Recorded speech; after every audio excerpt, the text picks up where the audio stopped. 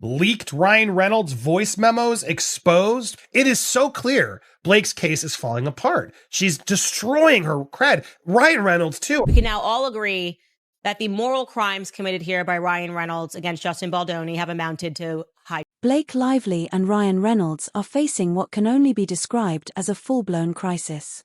Once celebrated as Hollywood's most untouchable duo, their private missteps have now been dragged into the spotlight for the world to dissect. The revelations paint a picture of desperation and questionable tactics, including attempts to discredit actor and filmmaker Justin Baldoni. What began with shaky legal threats has spiraled into a public relations nightmare they never saw coming. For years, the couple thrived on their polished image, witty banter, charm, and a carefully crafted sense of relatability that made them seem bulletproof. But the shine has started to wear thin. Behind the curtain of glamour, the cracks are showing, and the fallout is louder than any of their on-screen performances. Each response feels less like strategy and more like frantic damage control, and the harder they push, the more unstable their foundation appears. What was once dismissed as a behind-the-scenes dispute has erupted into a spectacle, one that rivals the most dramatic reality television scandals. Every attempt to reclaim control of the story has only fueled the fire, leaving their reputation in free fall. Now, instead of protecting their legacy, their efforts have managed to erode it. The leaked recordings, the failed lawsuits, and the constant spin have reduced their credibility to rubble. And in the end, Hollywood isn't just watching, it's taking. Enter Ari Emanuel, the powerful CEO of WME and, apparently, the self-appointed fixer for Blake Lively and Ryan Reynolds. Emanuel tried to play coy on a Freakonomics podcast appearance, even tossing out a juvenile jab by deliberately mangling Justin Baldoni's name.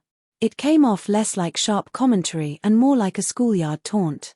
But the real story wasn't the insult, it was what followed. That particular episode is the only one in Freakonomics history that never made it to air. No video, no audio, nothing. A complete blackout in a show that has been reliably recording guests, whether in studio or remote, for more than a decade. Out of thousands of interviews, the one featuring a top Hollywood executive casually admitting Baldoni was fired at the urging of Reynolds and Lively just happens to disappear. Coincidence?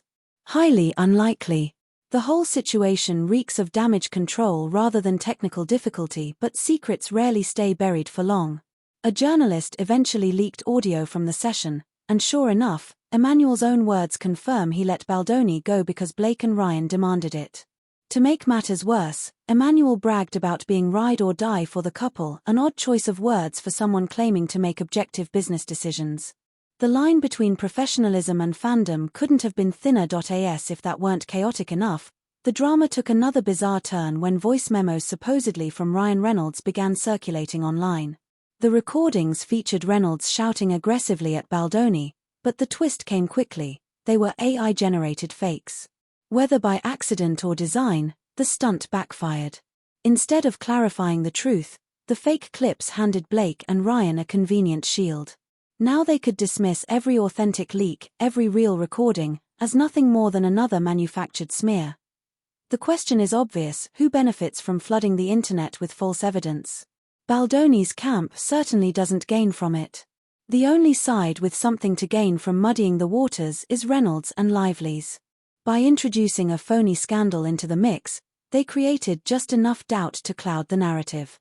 But despite the smokescreen, the cracks in their image are showing, and their carefully cultivated golden couple persona is falling apart in plain sight. By the time this stunt unfolded, Blake and Ryan were already losing ground in the court of public opinion. So what better tactic than to throw a blatant fake into the mix? It's an old playbook: introduce something obviously false, wait for it to get exposed, then point to the fallout as proof that everything else must also be fake. But if that was the strategy, it couldn't have backfired more spectacularly. Instead of damaging Justin Baldoni, the AI recordings only highlighted how cornered and frantic Blake and Ryan's camp had become. Money, influence, and industry connections would rely on something so flimsy as fabricated voice memos is telling. It shows just how dire the situation has become inside their PR machine. Every attempt to steer the story, scrubbed interviews, media spin, and now AI hoaxes has collapsed under scrutiny. The cover-up is no longer protecting them, it's unraveling faster than the original scandal. What they didn't anticipate, however, is that in trying so hard to bury the truth, they've only made the spotlight brighter. People are no longer buying the act. No matter how many media favors are pulled, no matter how many flattering headlines are planted, or how many smear campaigns are quietly pushed, the truth keeps breaking through the surface. The glossy, picture-perfect image of Blake and Ryan as Hollywood's most relatable couple is collapsing, and what's left behind looks far less charming. Beneath the banter and curated authenticity is a controlling duo scrambling to save a reputation they largely unraveled themselves. The courtroom episode made that crystal clear. Blake Lively marched in demanding access to 2.5 years of another person's private data, emails, messages, maybe even food delivery records, as though such a request were an everyday perk of A-list status. But the court wasn't buying it. The judge dismissed the demand outright, signaling just how unreasonable and intrusive the ask truly was. Think about it, if there were genuine evidence, there'd be no need for this kind of fishing expedition. The move reeked of desperation, not strategy. What exactly did she expect to find buried in someone's inbox? A meeting reminder? A grocery delivery confirmation? Or perhaps, in her imagination, a cartoonishly obvious message reading, "Yes, let's ruin Blake Lively's career, signed, Justin." The very idea highlights how flimsy the logic behind this request was. Instead of presenting a strong case, the attempt only underscored how weak their position really is. And in the end, the court didn't just reject the request, it effectively sent a message: if you want to win here, bring evidence, not wild speculation. Blake Lively couldn't even convince the court to hand over 2 weeks' worth of messages, let alone the sweeping 2.5-year trove she originally demanded. The judge dismissed it almost immediately, because that's simply not how legitimate lawsuits operate. If you have a strong case, you come prepared with evidence upfront. You don't file first and then dig through someone else's private life hoping to stumble across something incriminating. It's backwards. It's like watching a detective in a mystery novel running around accusing random suspects without a crime scene, a weapon, or even a hint of a motive. That's the level of logic this request carried. And for a couple who built an empire on wit and timing, their courtroom performance has been the exact opposite.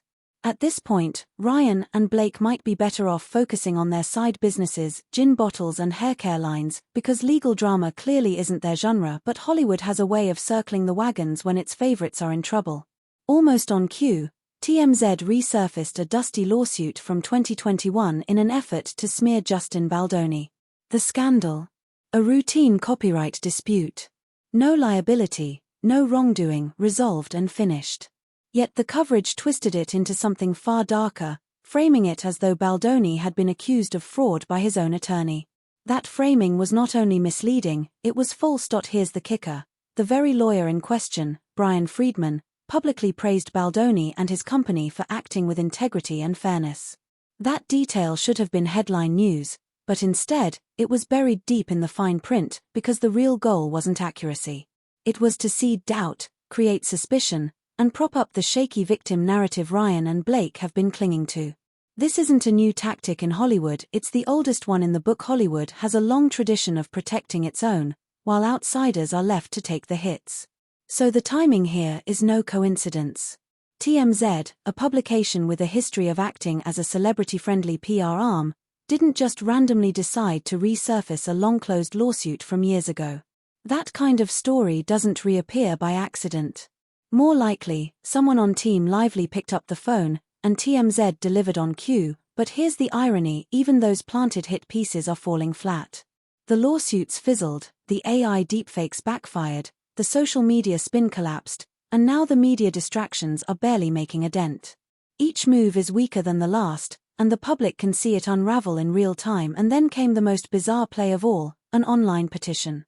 Yes, after legal maneuvers, press manipulation, and behind-the-scenes pressure campaigns, the strategy apparently devolved into a digital petition to have Justin Baldoni banned from SAG-AFTRA and the Producers Guild. Think about that.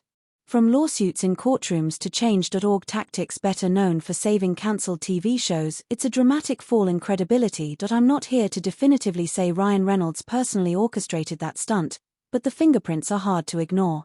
The tone, the passive-aggressive edge, the performative wink and nudge style, it fits all too neatly with the persona he's cultivated for years. Whether or not he clicked the button, the The strategy reeks of his brand of theatrics, only this time without the laugh lines. An entire persona around being that guy, the quick-witted trickster who hides sharp jabs behind a smirk and a punchline. It's a brand built on sarcasm, snide humor, and turning personal grudges into entertainment. But according to the ongoing lawsuit, that persona doesn't end at the screen. Behind the curtain, he's been relentlessly focused on pushing Justin Baldoni out of the industry altogether, and when you start lining up the pieces, the picture becomes clearer. Reynolds has a documented history of targeting Baldoni, of trying to sideline him professionally. He also has a long record of using elaborate pranks and cutting jokes as weapons, turning what looks like comedy into a strategy. Then, right in the middle of this controversy, an anonymous petition suddenly appears online demanding Baldoni's blacklisting using the name of a fictional serial killer from a psychological thriller. That's not random. That's a calling card. Whether Reynolds pressed the launch button himself or someone in his inner circle did it for him, the fingerprints are unmistakable. It echoes his trademark style, the same performative sarcasm and theatrical mischief he's leaned on for years. But here's the difference. In movies, that act earns applause. In real life, especially in court, it comes across as petty, vindictive, and unprofessional. And no carefully worded PR statement, no half-hearted apology, is going to wipe that away. Because the pattern speaks louder than any denial. If Reynolds didn't write the play, it's clear someone close to him followed the script. And the one thing this team seems unable to handle is losing control of the narrative they've worked so hard to script. When the wheels started coming off, the strategy sank to one of the most desperate lows imaginable, a fake petition, designed to cancel Justin Baldoni under a bizarre alias straight out of a thriller. It wasn't clever. It wasn't strategic. It was embarrassing. In the span of months, a couple once seen as Hollywood royalty has spiraled from polished PR darlings into architects of clumsy smear campaigns, AI hoaxes, and flimsy courtroom theatrics. What's left doesn't resemble power or control, it looks like a meltdown. Every move, every headline, every legal filing now reads less like strength and more like panic. And that's the real story: desperation. They've tried it all: press manipulation, questionable lawsuits, anonymous digital attacks, but the public is no longer buying the act. The carefully constructed image has cracked, and the audience can see straight through it. At this stage, Ryan and Blake have run out of cards to play. The credibility they worked for years to build has been undone by their own choices, leaving them cornered by the very mess they created. The innocent victim act doesn't land anymore. If anything, the more they double down, the more cartoonish it all feels. Honestly, the only role left to play might be the one they've accidentally written for themselves, the villains of their own story. To fully understand how this spiral began, we need to rewind to the moment that lit the fuse: Ryan Reynolds' now infamous late-night talk show confession. Sitting in front of millions, Reynolds recounted a story most actors would never share publicly. He described, in detail, how he yanked off Olivia Wilde's top during filming, got distracted by the stickers covering her chest, and did so while more than 60 crew members looked on. He presented it as a joke, a casual anecdote, something to laugh about, and laugh they did. The host chuckled, the audience followed, and Reynolds himself leaned into the humor of it all. But what went unchecked in that moment was the obvious: this wasn't light-hearted. It was humiliating, inappropriate, and deeply unprofessional. Yet in his world, it was packaged as entertainment, just another bit for the fans, another story to burnish the cheeky prankster persona. What makes this episode even more striking is the timing.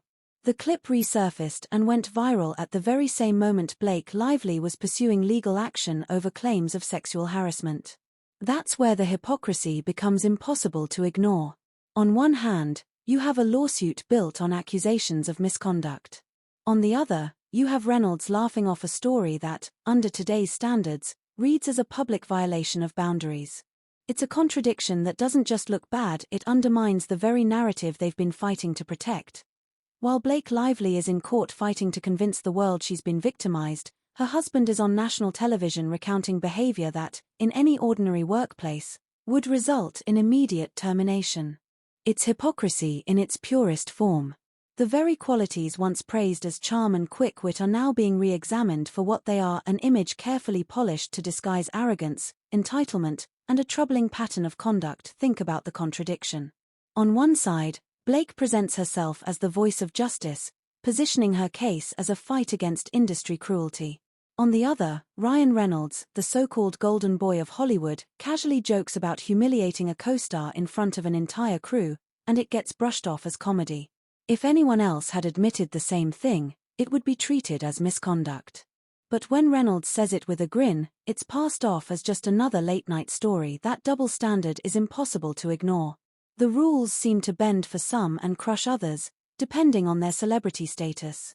And this time, the public isn't so quick to laugh it off.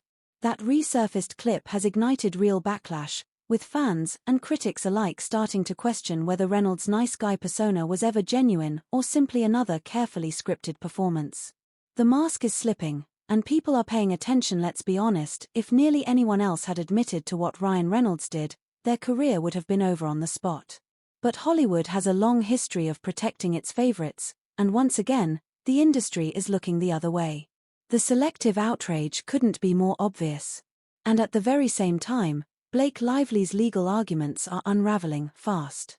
Her case isn't just weak, it's weighed down by glaring contradictions that make it harder to take seriously with every new filing, and now, the cracks are spreading beyond the courtroom. Blake's carefully polished public image, built on relatability and charm, is starting to fracture as former colleagues begin to speak out. For years, she sold the story of being approachable and down-to-earth, but those who actually worked alongside her are telling a very different tale. Crew members from the rhythm section have come forward with unflattering accounts of their time on set. Instead of warmth or collaboration, they describe an actress who was distant, dismissive, and unwilling to even make eye contact with the people, ensuring her performance looked seamless. The picture that emerges isn't of the America's sweetheart she plays in interviews, but of someone detached, self-important, and unwilling to acknowledge the very team that supported her. It's a stark reminder: charm on camera can be an act, and when the mask slips, the truth is far less flattering. That isn't confidence, it's entitlement at its peak. And according to multiple accounts, it didn't stop with cold stares on set. Insiders claim Blake Lively was so concerned with her image and personal comfort that she demanded a bodyguard be present at all times, even on closed sets where security was already tight. What exactly was she expecting? A crew member daring to ask how she takes her coffee? This wasn't a covert government operation. It was a film shoot. Yet to Blake, even casual interaction with the people working around her seemed unacceptable. And the criticism hasn't been limited to crew. Some of her co-stars have also gone on record, describing her as difficult and exhausting to work alongside. One actor bluntly admitted they knew within 10 minutes of filming a scene that they didn't like her, a first impression so bad, it may well be a record. Imagine leaving such a sour impact that colleagues are over you before lunch break, but the scrutiny doesn't end there. Ryan Reynolds, often painted as the approachable half of the duo, has also drawn complaints from past collaborators. One director recalled their time working with him as tense and frustrating, citing a mix of arrogance and insecurity that made meaningful feedback impossible. Instead of collaboration, the process reportedly became a one-way street, with Reynolds too defensive to take direction and too self-conscious to let the work speak for itself. Instead of handling feedback with professionalism, Ryan Reynolds reportedly became defensive and theatrical. The dispute began when he tried to force comedy into a role that was meant to be played straight. Producers warned him directly, "Stop trying to be Jim Carrey. That's not what this character is." But rather than adjust, he allegedly stormed off set in frustration. The irony. At the time, Reynolds wasn't even a household name. He was still an up-and-comer with everything to prove, yet he acted like the rules didn't apply to him. That isn't charm, it's entitlement. And if that was his behavior before fame, imagine what it looks like now. Today, Reynolds isn't just an actor, he's a billion-dollar brand with global influence, married to a partner who seems convinced the courtroom is her personal stage. The combination has turned into a recipe for chaos, one where every misstep adds fuel to an already raging fire. What's clear is this: the story isn't ending here. The lawsuits, the leaks, the failed spin campaigns, this is only the opening act. Each move Blake and Ryan make digs the hole deeper, and the fallout isn't going away anytime soon. So keep watching, because every twist, every desperate tactic, and every attempt at damage control will be broken down right here, piece by piece. If you think the scandal has peaked, Think again, the real drama is just getting started.